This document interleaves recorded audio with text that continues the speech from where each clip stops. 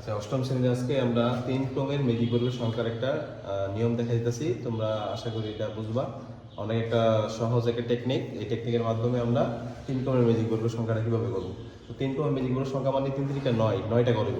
1 2 3 4 5 6 7 8 9, এই 9টা করব। প্রথমে 9টা মাঝখানে লিখবো, এই যে 9টা মাঝখানে লিখবো। তো 9 এর আমরা একটা এই যে এভাবে একটা তীর চিহ্ন দেবো। এই তীর চিহ্নের লাস্টে যে গোটা থাকবে এই গোটার মধ্যে আমরা লিখবো 9 পরে 8। এই 8 এর পরে আবার এই কোণাতে একটা তীর চিহ্ন দেবো। এই তীর চিহ্নের লাস্টে গোটা আমরা যাবো, তাহলে দেবো আমরা 7।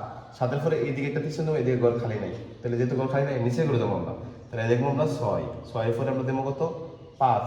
5 এর পরে আমাদের এই ঘর খালি আছে, এই ঘরও খালি। 5 এর পরে কত লিখবো আমরা 4। 4 এর পরে এই আমরা দিলাম, এই ঘরও খালি নাই, এই দিকটাও খালি নাই, তাহলে আমরা এইদিকে দেবো 3।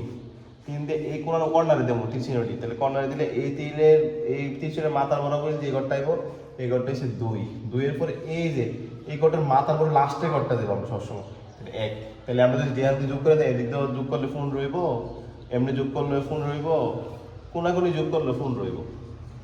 আশা করি তোমরা বুঝছো জিনিসটা। ম্যাজিক বর্গ সংখ্যাটা এইভাবে নির্ণয় করা হয়।